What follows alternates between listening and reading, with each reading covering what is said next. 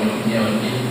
أشهد أن لا إله إلا الله وحده لا شريك له إياه نعبد وإياه نستعين وأشهد أن محمدا عبده ورسوله لا نبي ولا رسول بعده. اللهم صل وسلم على رسولنا محمد وعلى آله وأصحابه وأزواجه ومن سار على نهجه إلى يوم القيامة. أما بعد معاشر المسلمين, jemaah sekalian, a'azzani Allah wa iyyakum jami'an. Alhamdulillah, segala puji milik Allah Azza wa Jalla. Bersyukur kita kepada Allah, dan jangan sampai kita terlupakan untuk bersyukur kepadanya, karena Allah pun tak pernah pula lupa untuk mengucurkan karunia-Nya kepada kita semua. Kemudian salawat beserta salam semoga senantiasa Allah sampaikan kepada Rasul alaihi salatu wassalam, yaitu orang yang telah membimbing kita keluar dari zona jahiliyah menuju jalan yang Allah ridhai. Yang artinya apabila tak kita ikuti Rasulullah, maka artinya kita akan kembali ke zona jahiliyah tersebut. Maka Bapak dan Ibu, itulah gunanya majelis-majelis ilmu, kajian-kajian diaktifkan agar kita kembali mengikuti petunjuk Rasulullah dan tak kembali ke jahiliyah. Bila itu tak kita laksanakan, na'udzubillah, maka akan ada jahiliyah di tengah-tengah kita.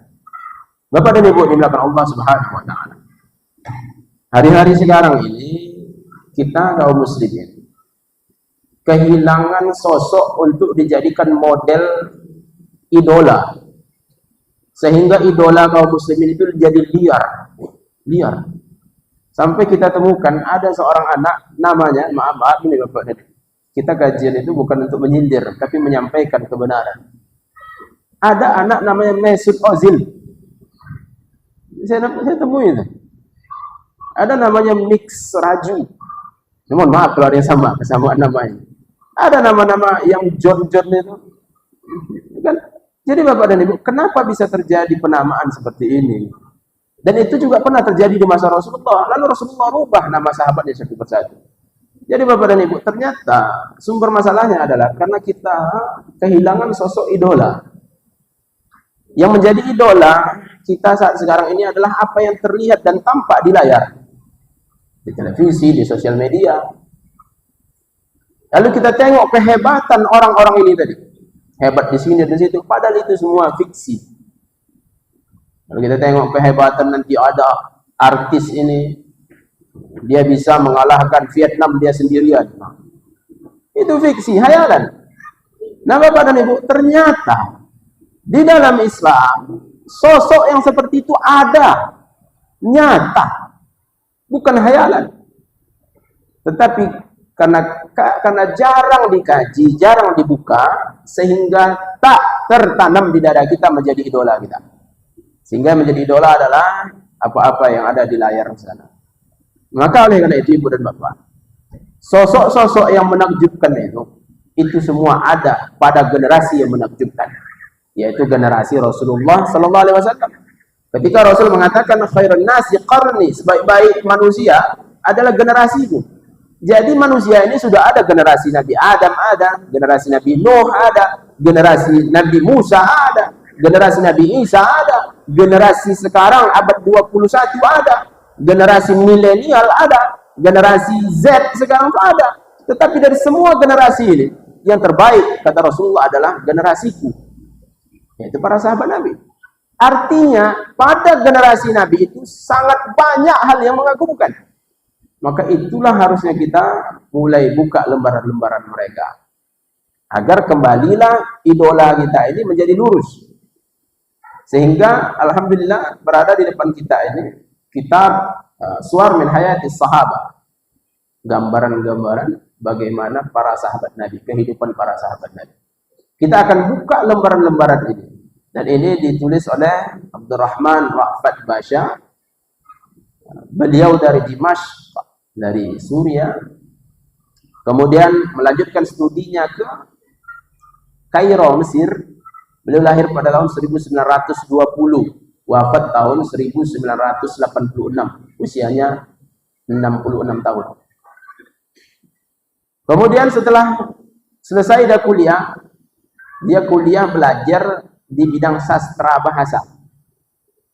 Tetapi Bapak dan Ibu, orang-orang Arab itu ketika mereka mengambil kuliah jurusan tertentu, Apakah artinya mereka tak paham Al-Quran dan hadis? Nah, mereka menguasai Al-Quran dan hadis. Itulah sampai sekarang. Makanya kemarin saya tanya kepada masyayikh, gimana sekolah di Saudi? Anak-anak itu berangkat ke sana tanpa disuruh. Kalau ada keluarga yang anaknya tak berangkat ke sana, tabu lah itu. Maka Bapak dan Ibu, kata Syekh ini tadi, maka di Saudi itu, makanya di mayoritas di tanah Arab sana, orang-orang hafal Al-Quran. Maka itu mungkin Bapak Ibu tengok di sosmed itu ada artis, ada penyanyi orang Arab dites hafal Al-Quran, hafal.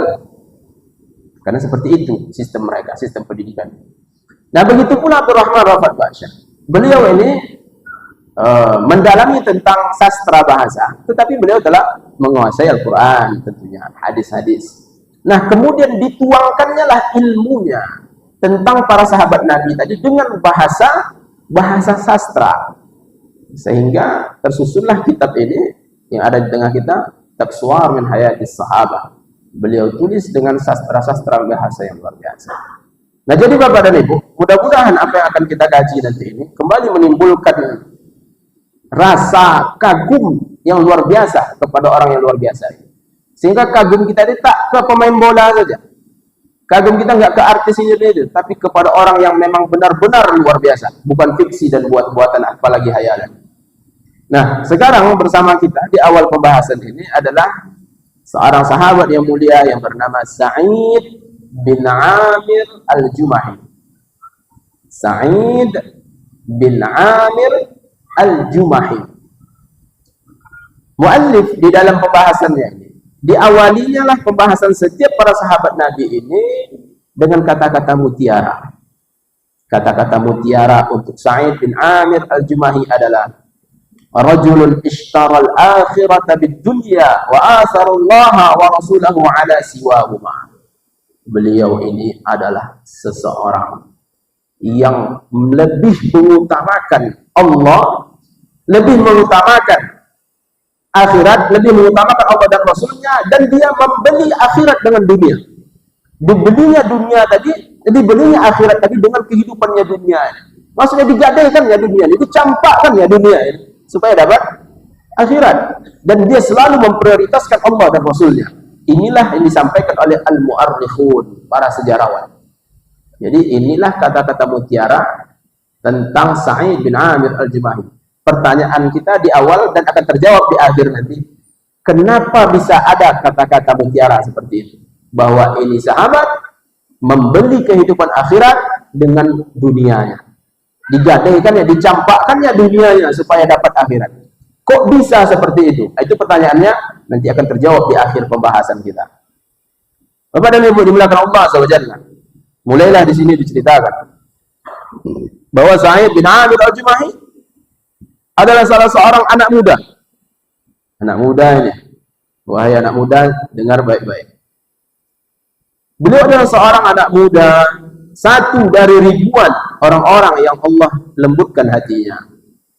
Nah, beliau sekarang ini yang kita bicarakan ini dalam suatu keadaan terpanggil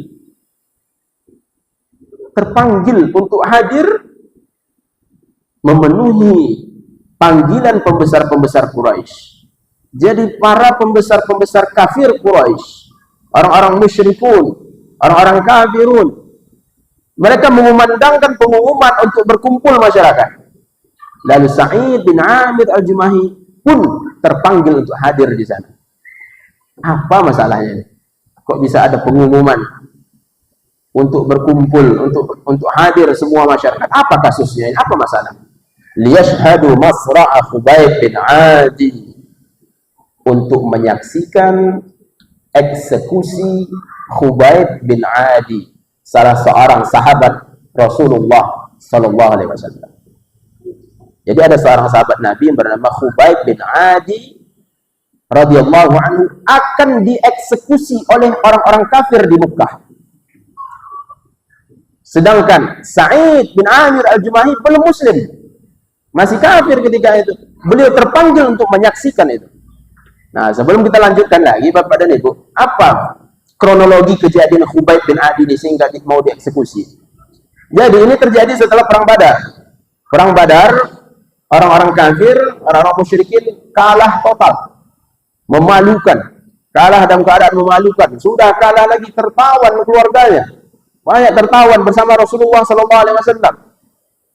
Lalu setelah itu mereka tentu memiliki bara api dendam yang luar biasa menggeloranya di dada mereka.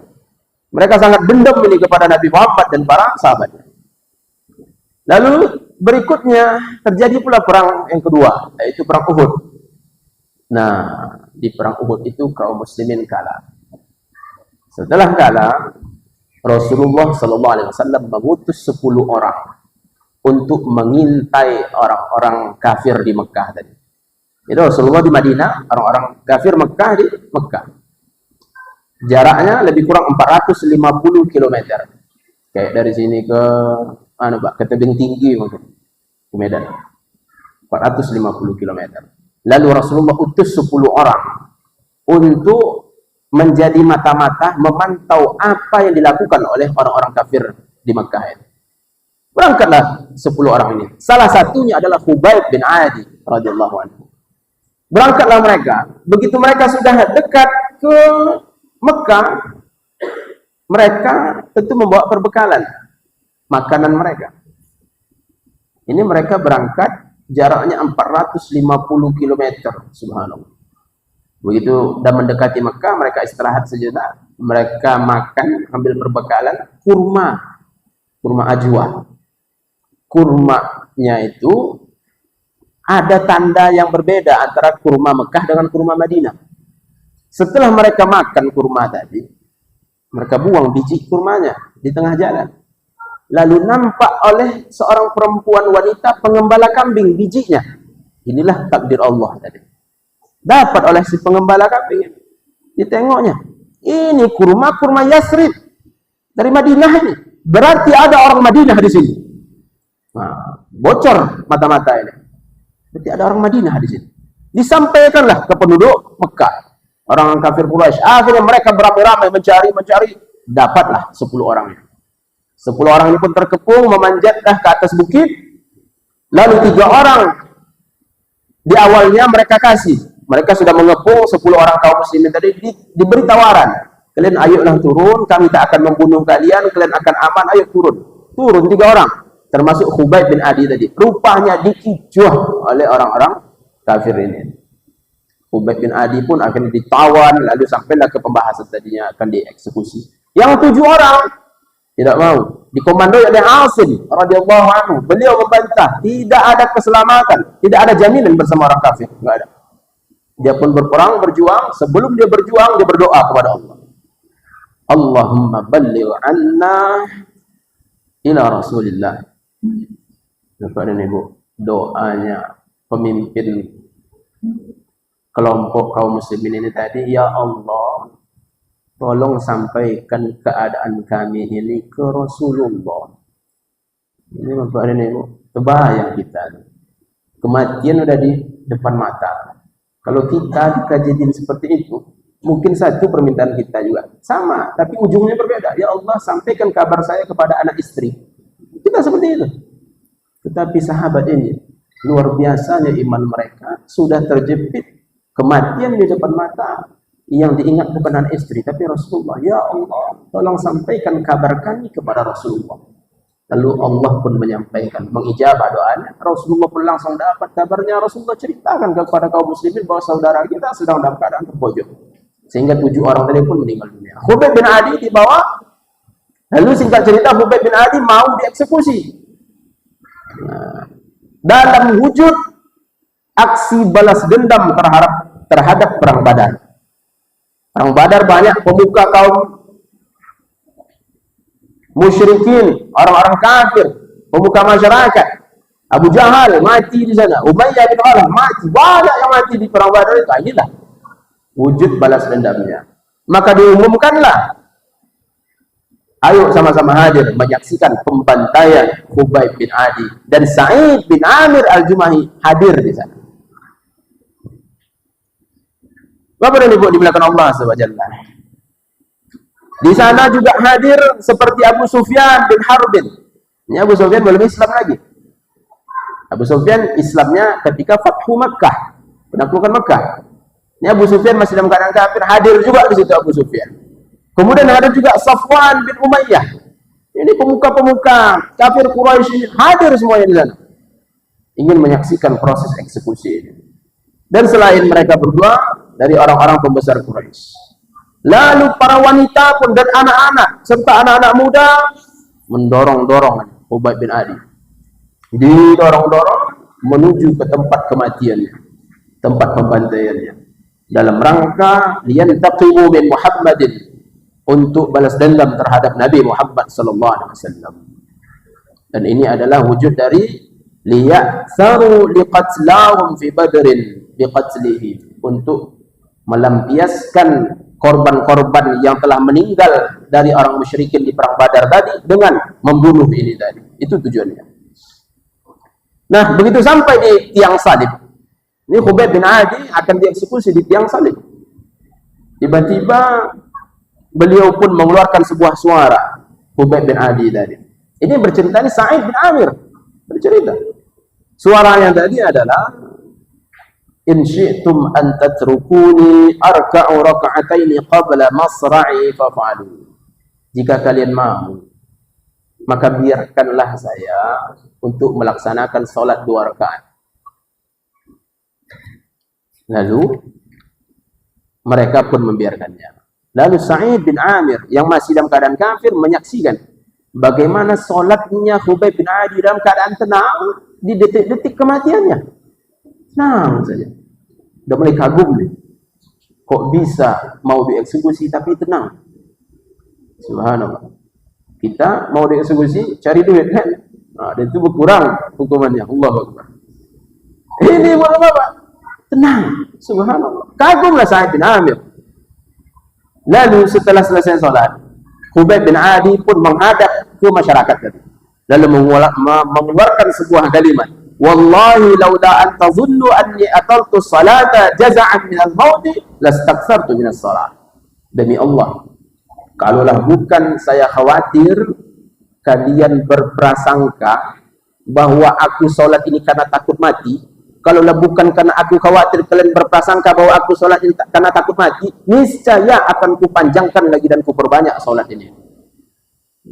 Subhanallah. Jadi dia solatnya singkat rupanya. Kalau kita mungkin tamat Al-Baqarah itu. Kenapa? Ini udah di penghujung dari hayat kita. Subhanallah. Beliau radhiyallahu anhu dipersingkatnya. Nah, mulailah beliau radhiyallahu anhu, Khubayb bin Adi tadi diletakkan di tiang salib, wa hum yumassiluna bi Khubayb hayyan fayaqta'una min jasadihi al-qita'ah. Mulailah mereka mencincang-cincang Khubayb bin Adi, memutilasinya hidup-hidup. Allah. Jadi ini siksaan yang takkan pernah terbayang oleh kita. Yang kita lihat itu televisi, film, tapi ini nyata.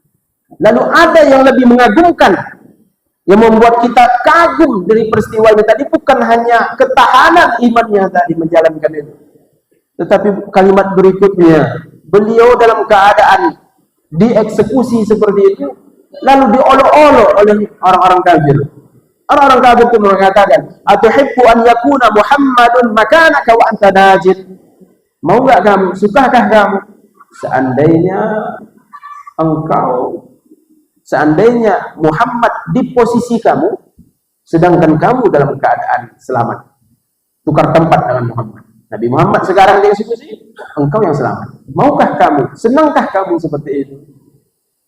Lalu dijawab oleh Khubayb bin Adi yang sedang dieksekusi dengan siksaan yang sangat tak terbayangkan bagaimana rasanya.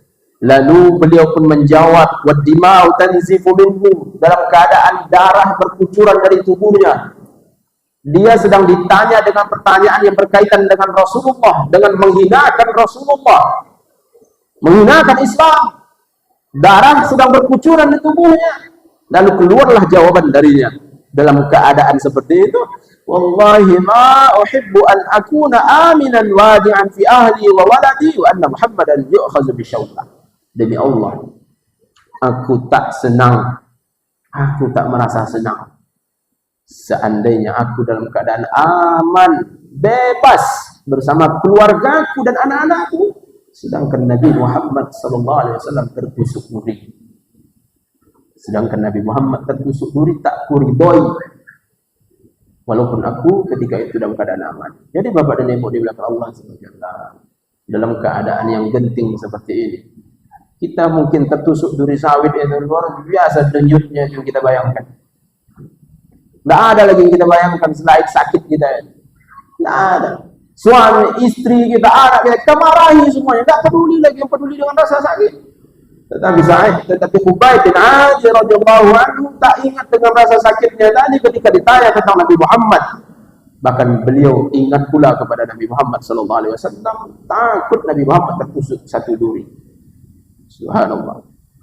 Lalu setelah itu Khubayb bin Adi pun dilanjutkan lagi dieksekusi oleh mereka, dibantai. Orang-orang pun mulai menteriakan, uqtuluhu, bunuh dia, bunuh dia. Ini orang ramai. Mulai keluar sorakan seperti itu, bunuhlah dia, bunuhlah dia. Lalu Khubayb bin Adi pun memandang. Khubayb bin Adi tertajam, terpaku pandangannya, dan ini ditonton oleh Sa'id bin Amir Al-Jumahi tadi. Lalu tiba-tiba berdoa. Ini orang sedang dianiaya, dalam keadaan aniaya yang dahsyat, berdoa pula dia. Nah, ini ngeri ini. Sampai-sampai Sa'id bin Amir memang ditengoknya, diperhatikannya baik-baik doa ini. Apalah doanya ini? Orang dalam keadaan tersiksa dan akan meninggal seperti ini, bagaimana doanya? Lalu terdengarlah doanya, Allahumma ahsihim adadan waqtulhum badadan wala tughadir minhum ahadan. Ya Allah, hitunglah mereka semua ini, ya Allah. Tandai mereka semua ini, ya Allah. Lalu bunuhlah, binasakan mereka semua, ya Allah. Jangan lepaskan satu orang pun. Allah. Maka ketika itu Abu Sufyan yang hadir, dan beliau tadi kan dalam keadaan kafir, bersamanya ada Muawiyah bin Abi Sufyan, anaknya Muawiyah. Abu Sufyan begitu mendengar doanya ini, padahal dia pelaku yang membantai tadi, dan dia kafir, tak mau mengatakan asyhadu an la ilaha illallah, nggak mau dua kalimat syahadat. Ketika itu begitu mendengar doa dari Khubayb tadi, didorongnya Muawiyah tadi agar terjatuh ke bawah. Seandainya datang nanti doa itu dari langit, maka anaknya tak kena. Jadi orang kafir pun takut terhadap doa ini. Dan itu pula dirasakan oleh Sa'id bin Amir Al-Jumahi. Lalu beliau pun radhiyallahu anhu, Khubayb bin Adi pun meninggal dunia. Hembusan nafas terakhir pun telah keluar darinya. Lalu jumlah hitungan luka yang ada pada tubuhnya hasil dari sabitan perang, pedang, kemudian anak panah, cincangan dan lain sebagainya, tak bisa dihitung jumlahnya. Subhanallah. Lalu ternyata Bapak dan Ibu sekali lagi, sebelum beliau meninggal dunia pun beliau ada satu doanya lagi, sama dengan doa sahabatnya tadi, Allahumma balligh anni ila Rasulillah. Ya Allah, sampaikan kabarku kepada Rasulullah, sampai kepada Rasulullah kabar. Lalu Bapak dan Ibu, setelah Rasulullah mendengar kabar, tentu ini melalui wahyu dari Allah, Rasulullah pun mengutus Miqdad bersama Zubair bin Awwam, diutus berangkat untuk menurunkan jenazahnya Khubayb yang berada di tiang salib itu. Kalau bisa bawa pulang, kalau nggak bisa juga selesaikan fardu kifayahnya. Lalu Bapak dan Ibu dimuliakan Allah SWT. Nah, setelah Zubair bin Awwam bersama Miqdad berangkatlah diam-diam sampailah 450 kilo berangkat dari Madinah ke Mekah. Itu pertanyaannya nih, kok nggak busuk mayatnya? Ada sudah meninggal. Maka inilah nyata dari firman Allah, apa itu Bapak dan Ibu? Janganlah wala taqulu liman yuqtalu fi sabilillahi amwat. Janganlah kalian katakan kepada orang-orang yang meninggal dunia di jalan Allah itu mati. La, bal ahyaun. Bahkan mereka itu masih hidup.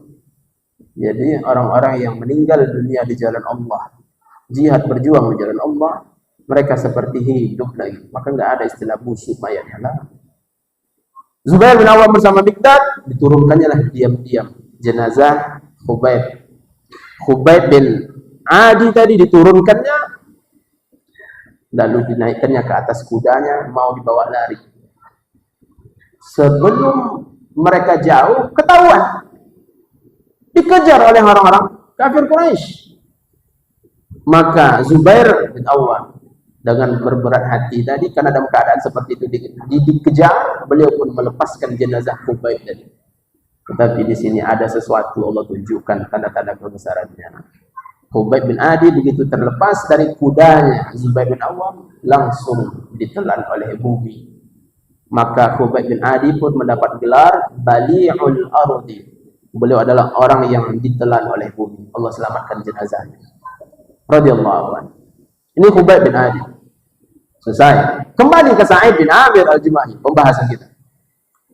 Orang-orang kafir Quraisy, orang-orang kafir, orang-orang musyrikun, mereka pulang ke rumahnya dalam keadaan bahagia, dalam keadaan mulai terbuka, mulai plong hatinya, terlampiaskan dendamnya selama ini.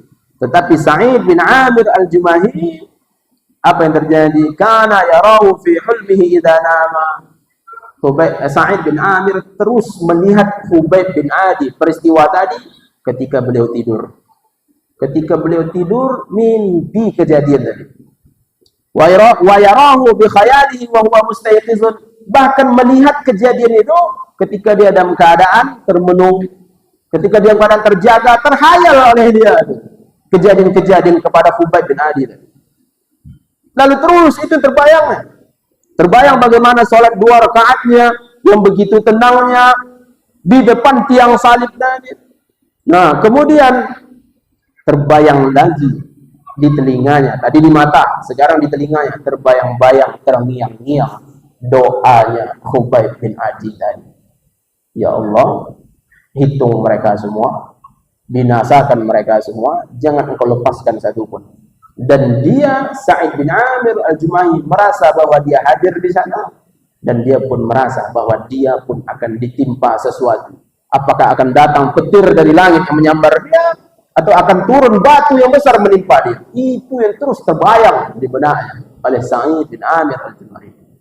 Sampai beliau pun radhiyallahu anhu akhirnya mendapatkan hidayah dari Allah dan mengucapkan 2 kalimat syahadat.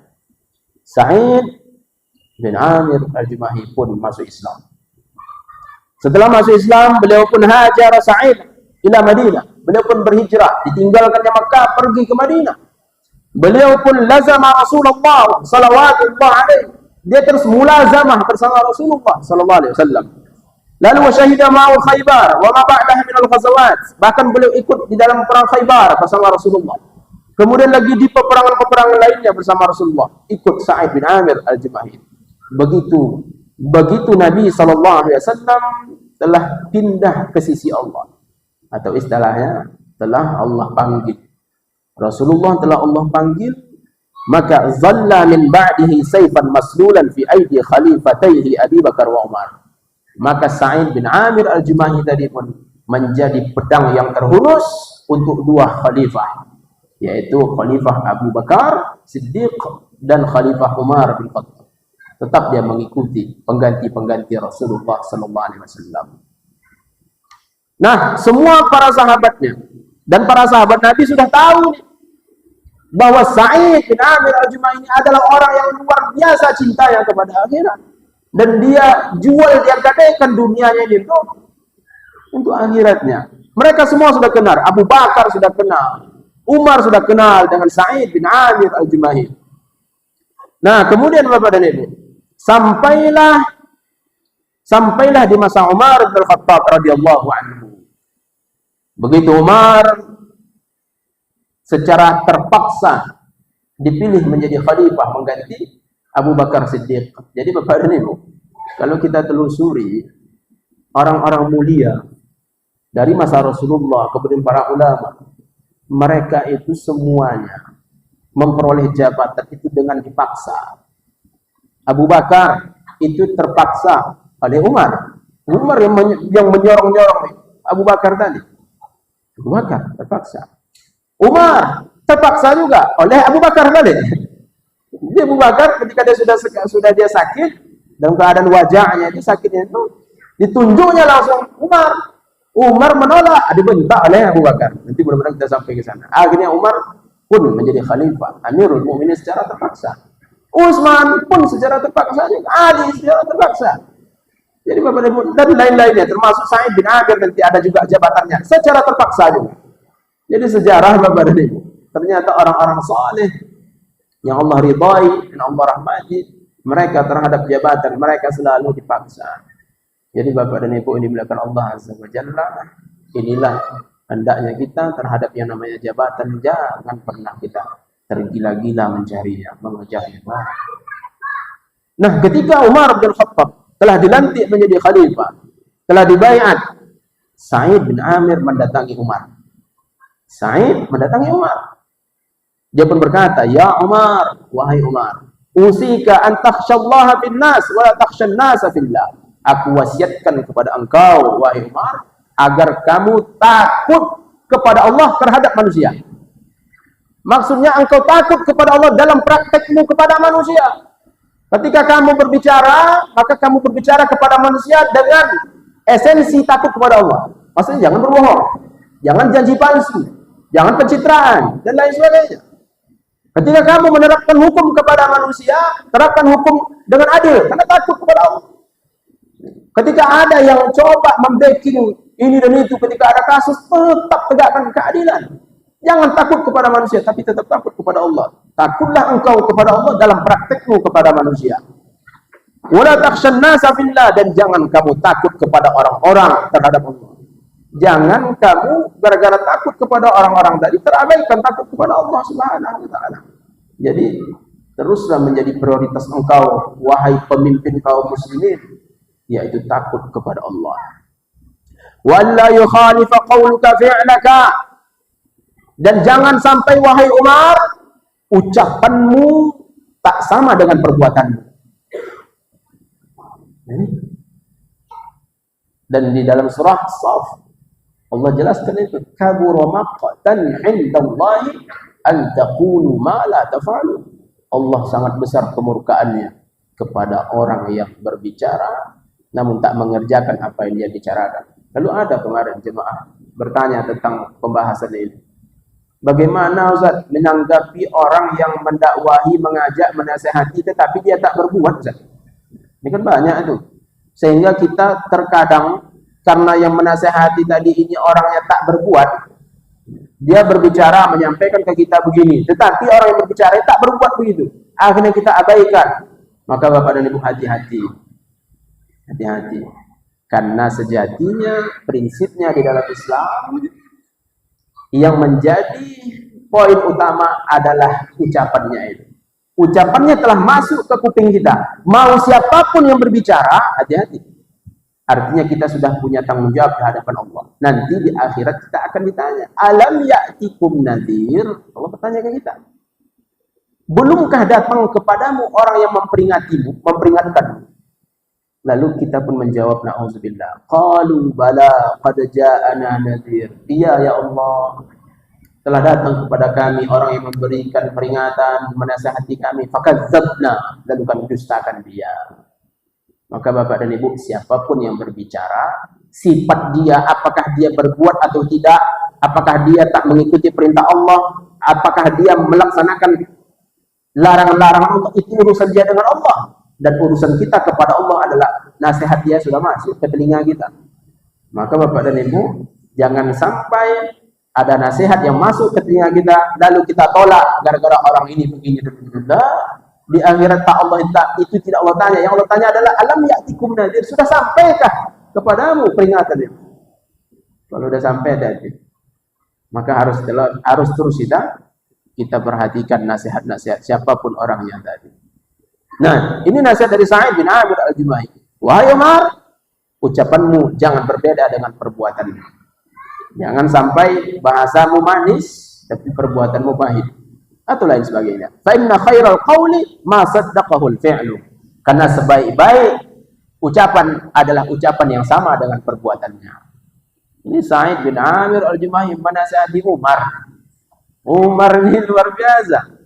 Orang-orang segan dan takut kepada Umar. Bahkan syaitan pun masalaka Umarun fajjan illa salaka syaitanu fajjan akhar. Tiadalah Umar melalui sebuah jalan, pastilah setan cari jalan lain. Nampak oleh setan Umar datang, itu lari setan itu cari jalan lain.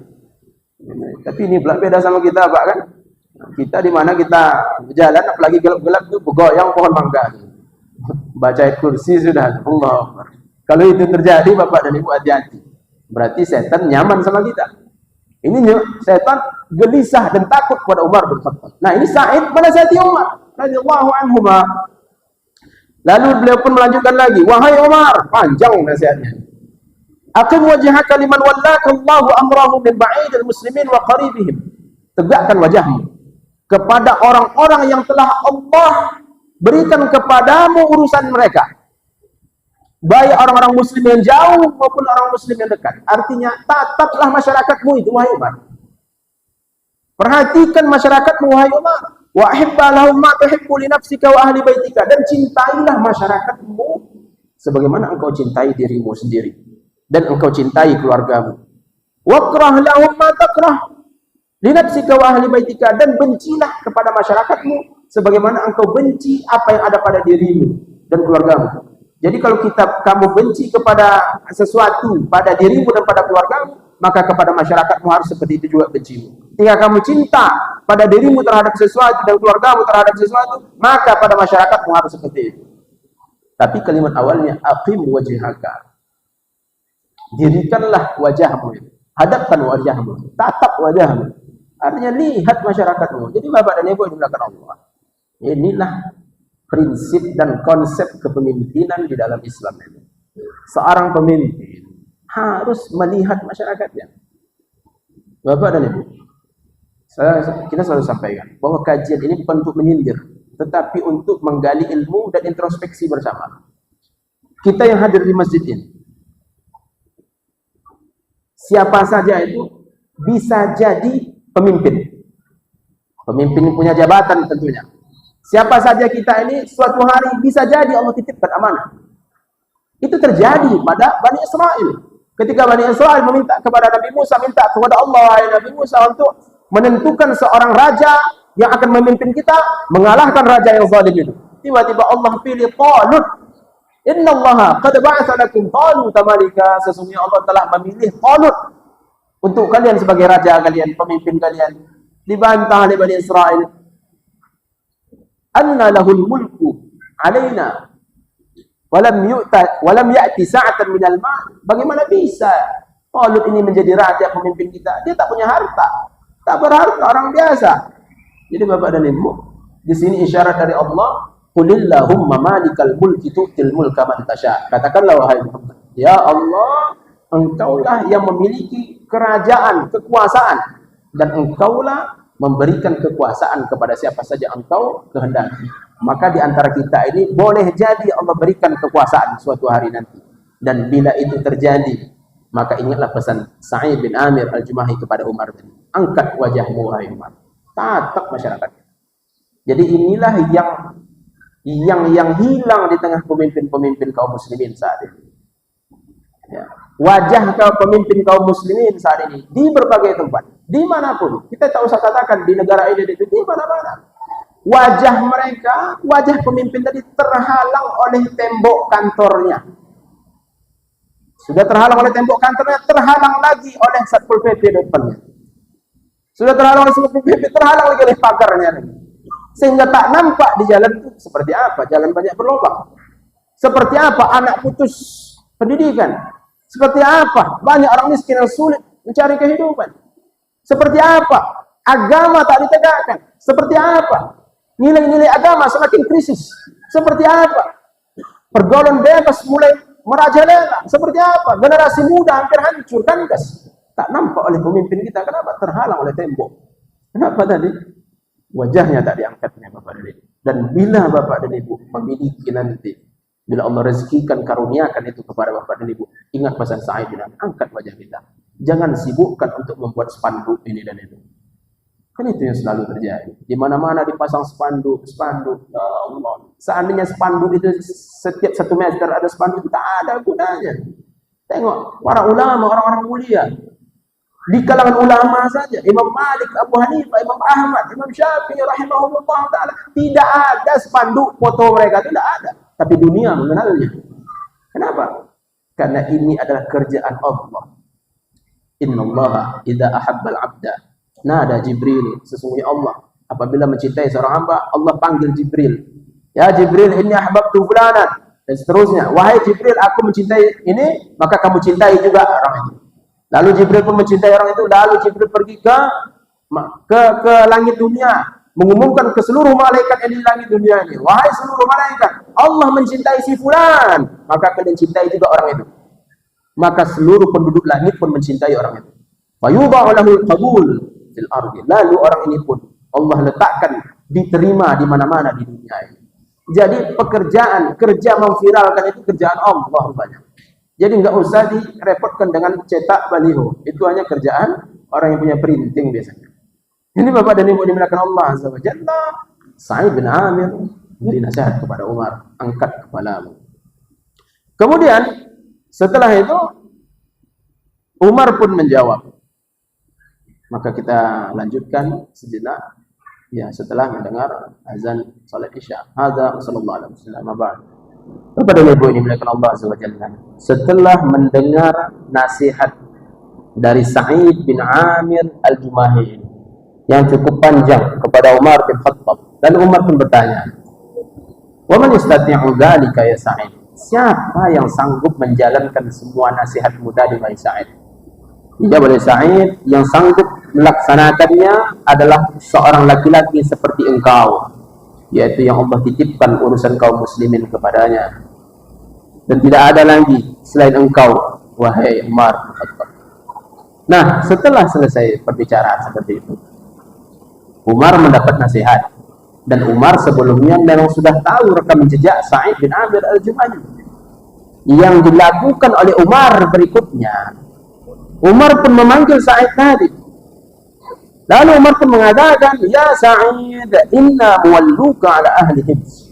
Wahai Sa'id, kami melantik engkau menjadi gubernur di Hijz. Dia menasihati Umar. Nah, tahu Umar, dikasihnya langsung. Apa jawaban dari Sa'id bin Amir? Wahai Umar, aku memohon kepada engkau atas nama Allah, alla taftinani, supaya engkau jangan sampai memberikan fitnah kepada aku. Ya, namanya kerajaan, kekuasaan itu ada fitnah, ada ujian di sana. Jangan engkau uji aku, wahai Umar. Apa terjadi? Marah Umar langsung. Lalu Umar pun mengatakan, Umar kalau udah marah hati-hati. Keluarlah kata-kata mutiara, tapi di sini nggak ada, karena di depannya orang yang mulia.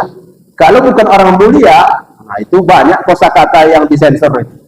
Kalau udah Umar marah, tetapi kan ada depannya orang mulia, yang keluar adalah waihakum wada'tum hadzal amr fi 'unuqi tsumma takhallaitum anni. Celakalah kalian. Kalian letakkan urusan yang berat ini di atas pundakku, lalu kalian biarkan aku sendirian. Demi Allah la ada'uka, demi Allah takkan kubiarkan engkau wahai Sa'id. Jadi ini kita sampaikan di awal tadi, pejabat dari kalangan orang-orang soleh, orang-orang yang dipaksa nih Pak. Allahu Akbar. Jadi itu yang terjadi.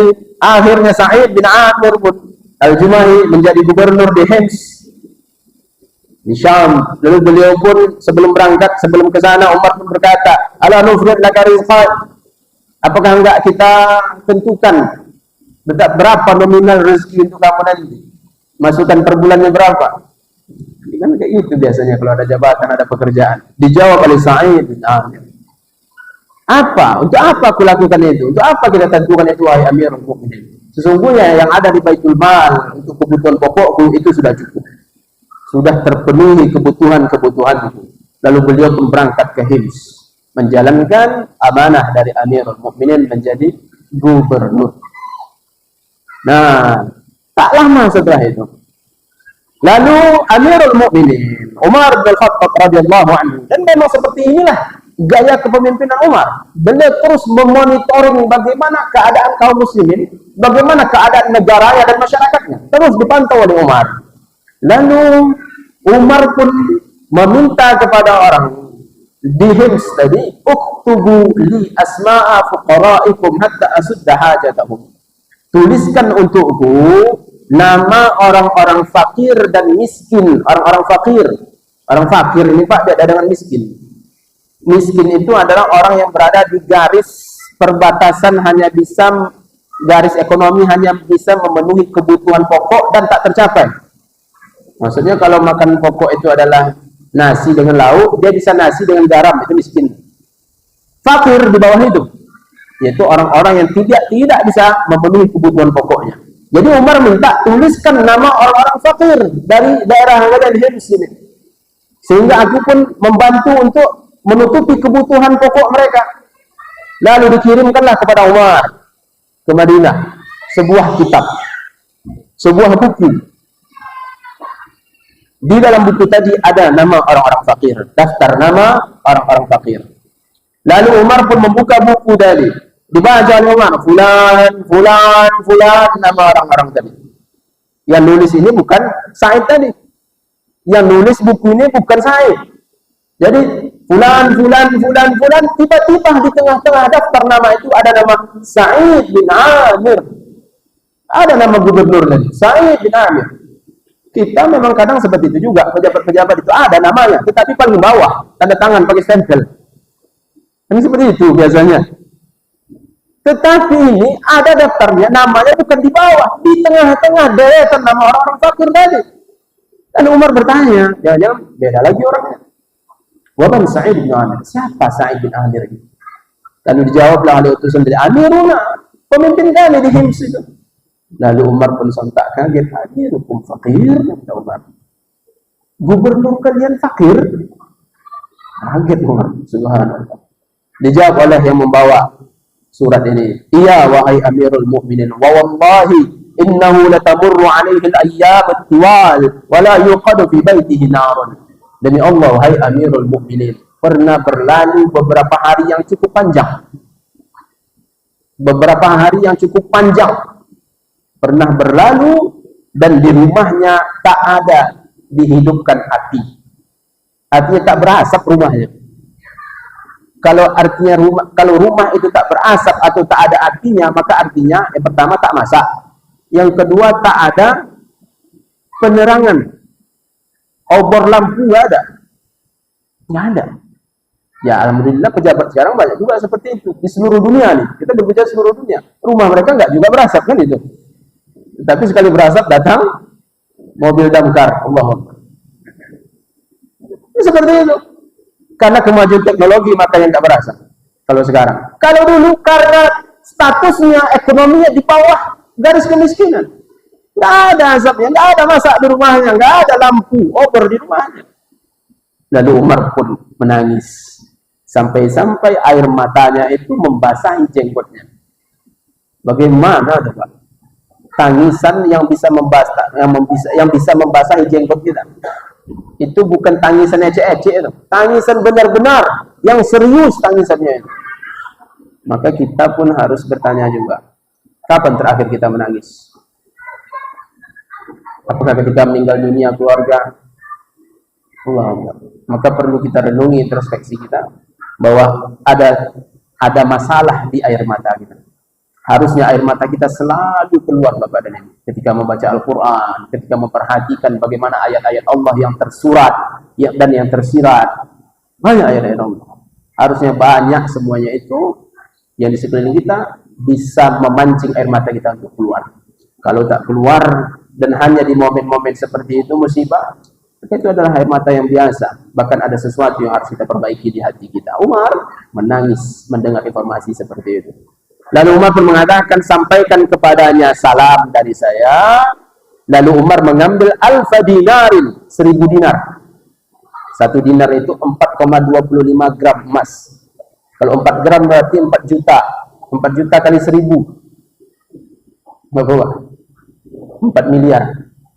Dimasukkan oleh Umar dalam sebuah bungkusan. Lalu Umar sampaikan salam dariku kepada Sa'id bin Amir. Lalu sampaikan kepadanya, sesungguhnya Amirul Mukminin mengutus kepada engkau harta ini untuk engkau gunakan memenuhi kebutuhanmu. Artinya ini harta pribadi, diberikan untuk pribadi Sa'id bin Amir, bukan untuk masyarakat, bukan untuk operasional pemerintahan, birokrasi, bukan, untuk dia. Untuk dia 1.000 dinar. Lalu begitu sampailah pesanan paket dari Umar bin Khattab kepada Sa'id bin Amir Al-Jumahi. Begitu sampai dibuka oleh Sa'id kemasan tadi, lalu nampak di dalamnya ada dinar-dinar yang begitu banyak di dalam kemasan tadi, di dalam bungkusan tadi. Lalu beliau pun dijauhkan oleh Sa'id bin Amir kemasan tadi. Lalu beliau pun mengatakan, keluarlah ucapan dari mulutnya, inna lillahi wa inna ilaihi raji'un. Allahu Akbar. Dapat harta halal jelas. Inna lillahi wa inna ilaihi raji'un. Itu yang terucap oleh. Nah, rupanya ketika itu di rumahnya ada istrinya. Nah, istrinya pun kaget mendengar istrinya dari belakang, nggak tahu istrinya tentang dinar ini. Lalu istrinya bertanya dari kejauhan, Masya Allah ya Sa'id, apa yang terjadi kepada engkau wahai Sa'id sehingga engkau mengucapkan inna lillah wa inna ilaihi raji'un? Apakah amata Amirul Mukminin? Apakah Amirul Mukminin telah meninggal dunia sehingga itu mengagetkan engkau mengucapkan tarji' inna lillah dari itu? Dijawab oleh Sa'id, bahkan lebih dahsyat dari itu. Apakah kaum muslimin kalah di peperangan? Kata istrinya. Dahsyat daripada itu, kata Sa'id tadi. Apa yang dahsyat daripada itu, wahai suamiku? Istrinya ada penasaran lagi, apa yang lebih dahsyat dari kematian Umar, kekalahan di medan perang, apa yang lebih dahsyat itu? Dijawab oleh Sa'id bin Amir, dakhalat alayya dunya litufsida akhirati wa halatil fitnah fi baiti. Telah masuk kepadaku dunia untuk merusak akhiratku, dan telah ada hadir sebuah fitnah ujian di dalam rumahku. Dia nggak bilang dinarnya, tapi ini ada ujian, ada dunia, ada kerusakan, ada fitnah yang telah masuk dan datang kepadaku yang akan merusak akhiratku. Lalu dijawab oleh istrinya, takhallas minha. Kalau gitu buang, jauhkan fitnah itu, jauhkan yang merusak akhirat kamu itu, akhirat kita jauhkan. Dan istrinya tak tahu kalau ini tentang dinar, 1.000 dinar. Lalu ditanyanya lagi, awatu'inani ala dzalika, maukah kamu menolong saya wahai istriku untuk membuang itu tadi? Iya, kata istrinya. Lalu Sa'id pun mengambil dinar tadi, dimasukkannya ke kemasan-kemasan yang kecil-kecil lagi. Lalu mereka berdua pun wazza'aha ala fuqara'il muslimin, dibagi-bagikan kepada fakir-fakir orang-orang muslim. Habis 1.000 dinar tadi dibagikan. Allahu Akbar. Nah, ini bagaimana?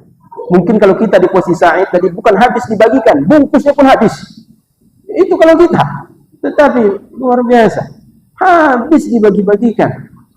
Maka terjawablah pertanyaan kita di awal tadi. Kenapa bisa keluar kata-kata mutiara dari sejarawan bahwa Sa'id bin Amir Al-Jumahi adalah orang yang membeli akhirat dengan dunianya, dicampakkannya dunianya agar dapat akhiratnya, dan dia selalu mengutamakan Allah dan Rasulnya. Selesai kasus itu. Lalu setelah itu berlalu beberapa waktu, tadi melalui surat. Sekarang Umar bin Khattab turun langsung. Umar bin Khattab turun langsung untuk belusukan istilahnya, mengunjungi apa kalau istilahnya kunker namanya, kunjungan kerja, memantau bagaimana daerah kaum muslimin, bagaimana masyarakatnya, sampailah di Hims. Begitu sampai di Hims, sampai di daerah Kuwaifah, ada nama tempat itu bernama Kuwaifah, isim tasghir dari Kufah, jadi tempat yang agak kecil, penamaan kecil dari Kufah di Irak. Udah dekat di sana di Hims. Begitu sampai di sana, Umar pun berkumpul dengan masyarakat lalu bertanya, kaifa wajadtum amirakum? Bagaimana kalian tengok pemimpin kalian? Gubernur kalian bagaimana keadaannya? Tanya, diinspeksi langsung oleh Umar. Lalu masyarakatnya rupanya begitu mendengar pertanyaan Umar, jawaban masyarakatnya, mereka mengatakan ada keluhan. Masyarakat pun menyampaikan keluhan mereka, dan ada 4 keluhan mereka kepada gubernur. Ada 4. Umar pun mulailah merasa bingung, Lalu Umar pun mengumpulkan masyarakat dan dipanggil Sa'id bin Amir al-Jumahi. Ya karena seperti itu. Yang namanya berita harus diklarifikasi. Setelah berkumpul tadi, Umar diam-diam berdoa.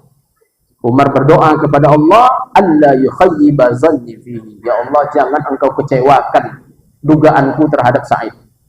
Kenapa? Karena Umar sudah sangat percaya kepada Sa'id. Ini jangan sampai kecewa nanti. Kalau terjadi hal yang enggak-enggak, berarti kecewa Umar. Berarti salah dugaan dia selama ini. Yang husnuzan, luar biasa, penilaian terbaik kepada Sa'id. Ya Allah, jangan engkau kecewakan prasangkaku kepada Sa'id. Nah, begitu mereka berkumpul, apa keluhannya pertama? Umar bertanya, wahai Amirul Mukminin, la yakhruju ilaina hatta ta'ala an-nahar. Gubernur kami ini tak pernah menjumpai kami kecuali kalau sudah siangnya agak tinggi. Sudah agak tinggi siang itu baru dia datang. Jadi masyarakatnya tak hadir saja pemimpinnya, komplit masyarakat. Dan sebenarnya inilah perasaan semua masyarakat di dunia ini. Masyarakat di dunia itu merindukan semua pemimpinnya dari yang paling atas sampai paling bawah agar duduk sama-sama. Sama-sama merencanakan bagaimana daerahnya, bagaimana masyarakatnya maju, agama Allah tumbuh mekar. Itulah dambaan semua masyarakat di dunia ini, terutama masyarakat Islam. Nah, mereka mengkomplainkan itu. Ini pemimpin kami tak keluar kecuali matahari udah agak tinggi.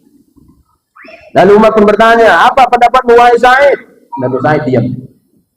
Dia mengatakan, wahai Amirul Mukminin, demi Allah, aku benci untuk menceritakan ini. Benci aku untuk menceritakan ini, enggak suka aku menceritakan ini. Adapun kenapa aku keluarnya agak siang, karena aku tak memiliki pembantu di rumah. Maka setiap pagi aku pun a'jinu lahum ajinahum. Aku membuat adonan, memasak-masak untuk keluargaku, kemudian untuk penghasilan hidupku. Mengatur, pembantuku nggak ada. Lalu kemudian aku kasih bumbunya, kemudian jadi roti, kemudian aku pun makan, lalu aku berwudu, baru aku keluar. Ternyata penyebab Sa'id bin Amir terlambat keluar menemui masyarakatnya adalah karena menyiapkan kebutuhan pokoknya di rumah. Ya, selesai satu pertanyaan. Lalu Umar bertanya lagi, apalagi keluhan kalian? Yang kedua, keluhan yang kedua. Pemimpin kami, wahai Amirul Mukminin, la yujibu ahadan billail. Tidak merespon masyarakat kalau sudah malam. Ini banyak mirip-mirip kan? Tak direspon masyarakat kalau malam. Tetapi apa jawaban Sa'id ini? Penyebab dia tak merespon apa? Dijawab lagi oleh Sa'id, aku tak juga suka menceritakan ini wahai Amirul Mukminin. Sesungguhnya aku, wallahi, sesungguhnya aku benci menceritakan ini. Aku menjadikan siangku untuk masyarakatku dan malamku untuk Allah Subhanahu wa ta'ala. Jadi dia tak keluar malam karena untuk beribadah, bertaqarrub kepada Allah Subhanahu wa ta'ala. Itu menyebabkan dia malam-malam tak bisa dijumpai. Selesai yang kedua. Yang ketiga apa lagi? Lalu mereka mengatakan lagi, innahu la yakhruju ilaina yawman fi syahr. Wahai Amirul Mukminin, ini gubernur kami, dalam satu bulan ada satu hari dia tak keluar sepanjang harinya itu kepada kami. Dalam satu bulan ada satu hari dia tidak menemui kami full. Berarti ini masyarakat kritis betul, Pak. Dicatat dia berarti satu hari. Ada satu hari setiap bulan. Lalu Umar pun bertanya lagi, apa jawaban engkau wahai Sa'id? Sa'id pun menjawab lagi, wahai Amirul Mukminin, aku tak memiliki pembantu dan aku tak memiliki pakaian lain selain pakaian yang ada padaku ini, dan aku mencucinya dalam satu bulan itu satu kali. Aku menunggunya sampai kering, lalu barulah aku temui masyarakat. Terjawab yang ketiga, ternyata gubernurnya tak punya baju. Allahu Akbar. Lalu yang terakhir, apa lagi keluhan kalian yang keempat tadi? Mereka pun mengatakan, tusibuhu min hilin ila akhar ghasyatun fayaghibu amman fi majlisihi. Dia selalu kayak tak fokus kepada kami. Dia duduk bersama kami, selalu seperti menghayalkan sesuatu, lalu hilang seolah kesadarannya. Tak diingatnya kami lagi yang ada duduk di sekitarnya. Seolah seperti menghayal ini gubernur kami ini. Lalu apa jawabannya lagi? Umar pun melemparkan kepada Sa'id. Apa penjelasannya wahai Sa'id? Dijawab lagi oleh Sa'id bin Amir Al-Jumahi, demi Allah wahai Amirul Mukminin, aku juga tak suka menceritakan ini. Wahai Amirul Mukminin, diceritakanlah akhirnya. Aku menyaksikan proses eksekusi Khubayb bin Adi. Yang cerita awal tadi, kisah di awal tadi. Aku menyaksikan proses eksekusi pembantaian Khubayb bin Adi. Dan aku ketika itu dalam keadaan musyrik, wahai Amirul Mukminin. Lalu aku lihat, kusaksikan dengan mata kepalaku orang-orang Quraisy mencincang, memutilasi tubuhnya hidup-hidup, dan aku berada di situ. Lalu Khubayb bin Adi pun mendoakan, ya Allah, binasakan mereka semua. Jangan lepaskan satu pun, ya Allah, hitung mereka semua. Sehingga sampai sekarang, wahai Amirul Mukminin, aku pun terus merasakan itu setiap harinya, setiap saatnya, seolah ada sesuatu yang akan Allah timpakan kepada aku setiap harinya. Allahu Akbar. Jadi Bapak dan Ibu dimulakan Allah Azza wa Jalla, beginilah orang-orang mulia itu. Ketakutan yang ada pada diri mereka, termenung mereka, hilang kesadaran mereka. Ternyata bukan memikirkan dunia, tapi ketakutan, pemandangan yang pernah terpandang olehnya bertahun-tahun yang dulu, terus terbayang ketakutan itu. Maka masyarakat muslimin, memang luar biasalah janji Rasulullah bahwa generasi inilah generasi terbaik. Sangat banyak contoh yang ada pada diri mereka. Lalu Umar pun begitu mendengarkan cerita tadi, Umar pun langsung berdoa dan bersyukur kepada Allah. Alhamdulillahilladzi lam yukhayyib dhanni bihi. Segala puji milik Allah yang tak mengecewakan prasangkaku kepadanya tadi. Bersyukur Umar bin Khattab. Nah, yang namanya pimpinan pusat, kalau datang kan tak tangan kosong. Sebelum beliau pulang, beliau berikan lagi 1.000 dinar, 1.000 dinar lagi. Ini namanya pemimpin, khalifah, pimpinan pusat. Beliau berikan lagi 1.000 dinar untuk menolong Sa'id bin Amir dan keperluan sehari-harinya. Nah, ketika Umar memberikan tadi, istrinya ada di situ. Nampak oleh istrinya, yang tadi tak nampak. Sekarang nampak oleh istrinya.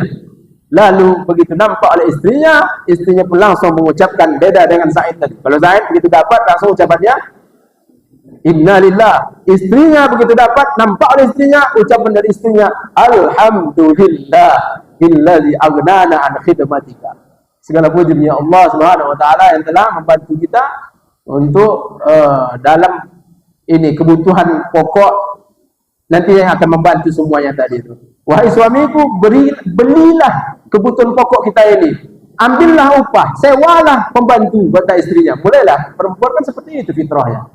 Nah, boleh terbayang kebutuhan pokok ini dan itu, apa saja dibutuhkan. Wahai suamiku, boleh seperti ini.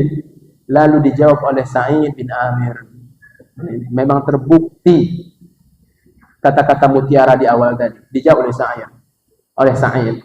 Wahallaki fima huwa khairun min dzalika. Wahai istriku, tahukah engkau yang lebih baik dari itu semua? Tadi engkau sebutkan kebutuhan pokok ini dan itu, sewa pembantu. Tahukah engkau apa yang lebih baik dari semua itu, wahai istriku? Dijawab lagi oleh istrinya, apa wahai suamiku? Lalu Sa'id pun menjelaskan, nadfa'uha ila man ya'tina biha wa nahnu ahwaju ma nakun ilaihi. Kita salurkan kepada orang-orang yang datang kepada kita. Kita berikan kepada mereka yang lebih membutuhkannya. Lalu kita pun nuqriduha Allah qardan hasanah. Kita pinjamkan kepada Allah ini. Harta kita ini kita pinjamkan, kita berikan kepada Allah Subhanahu wa taala melalui mereka-mereka yang akan kita salurkan tadi. Lalu jawaban istrinya. Ini ibu-ibu nih, perhatikan Bu, jawaban dari istri Sa'id bin Amir. Naam wa juzita khairan. Iya wahai suamiku, semoga Allah membalas kebaikan kepadamu. Jadi seorang istri itu hendaknya selalu menyokong suaminya, mendorong suaminya kepada perbuatan-perbuatan yang baik, tuntutan-tuntutan akhirat itu selalu disokong oleh istri. Hendaknya seperti itulah seorang istri. Bukan malah sebaliknya yang terus mengingatkan tentang hal-hal yang bahkan membuat suami melanggar batasan Allah. Kadang banyak suami itu mencari yang tak dapat, yang halal, yang haram pun dilakukannya. Supaya apa? Terpenuhi kebutuhan istri. Allahu Akbar. Maka ini adalah perbuatan yang sangat harus dihindari oleh seorang istri. Contoh dari istri Sa'id, dibantunya suaminya. Sepakat suami istri. untuk sama-sama membeli akhirat tadi dengan dunia ini.